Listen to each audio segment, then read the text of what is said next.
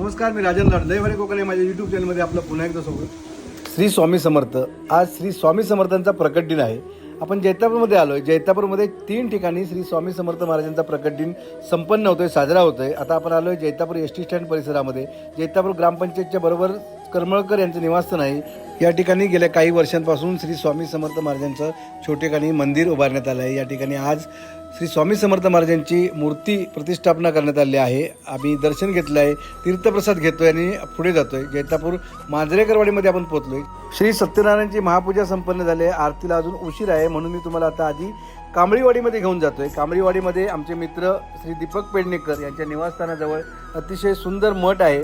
निसर्गाच्या सानिध्यात उभारलेला हा सुंदर मठ आणि त्या ठिकाणी होणारा प्रकट दिन सोहळा आपल्याला पाहायचा आहे।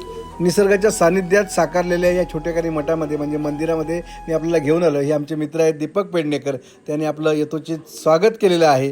मी आपल्याला आता ह्या मंदिराचा परिसरसुद्धा दाखवतोय। अतिशय सुंदर हा परिसर सजवलेला आहे त्याने। आणि हे जे मंदिर आहे, हा मठ आहे, या मठामध्ये स्वामी समर्थांच्या दर्शनाबरोबरच शिवशंभोचं दर्शन देखील घेता येतं। त्याचबरोबर बजरंगबलीचं दर्शन देखील याच मठामध्ये आपल्याला घेता येतं। आपण आता श्री स्वामी समर्थांचं दर्शन घेऊया। हे दर्शन घेतलं मी आपल्याला बाहेरच्या बाजूला घेऊन जाणार आहे। या तिन्ही ठिकाणी आज महाप्रसादाचं आयोजन देखील करण्यात आलेलं आहे। जैतापूर येथील या तिन्ही ठिकाणी धार्मिक कार्यक्रमांबरोबरच महाप्रसादाचं वाटप देखील केलं जातं। या महाप्रसादाचा आस्वाद घेतल्यानंतर मी पुन्हा आपल्याला एकदा मांजरेकरवाडीमध्ये घेऊन जाणार आहे। दीपक पेडणेकर यांनी आपला यथोचित सन्मान केला आहे, ते आमचे सबस्क्रायबर देखील आहेत। आता दुपारचे 2 वाजलेत। आपण पुन्हा एकदा मांजरेकरवाडीमध्ये आलो। या ठिकाणी आरती सुरू झालेली आहे। या आरतीमध्ये आम्ही आपल्याला सहभागी करून घेतो। या आपण आरतीमध्ये सहभागी होऊया।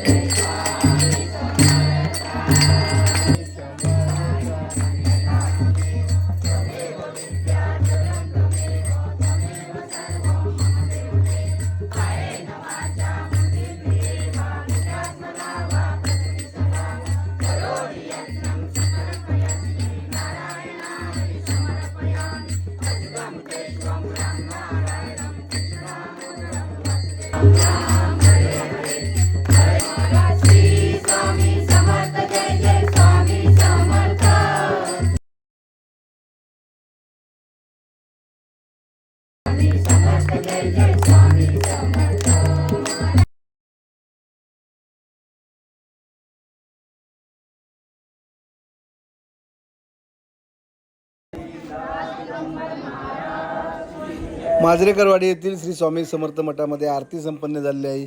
या तिन्ही ठिकाणचं दर्शन या प्रकट दिन सोहळ्यानिमित्त मी आपल्याला या व्हिडिओच्या माध्यमातून घडवण्याचा प्रयत्न केला होता। आपल्याला हा व्हिडिओ कसा वाटला सांगायला विसरू नका आणि व्हिडिओ आवडल्यास नक्की लाईक, शेअर आणि कमेंट्स करा। श्री स्वामी समर्थ।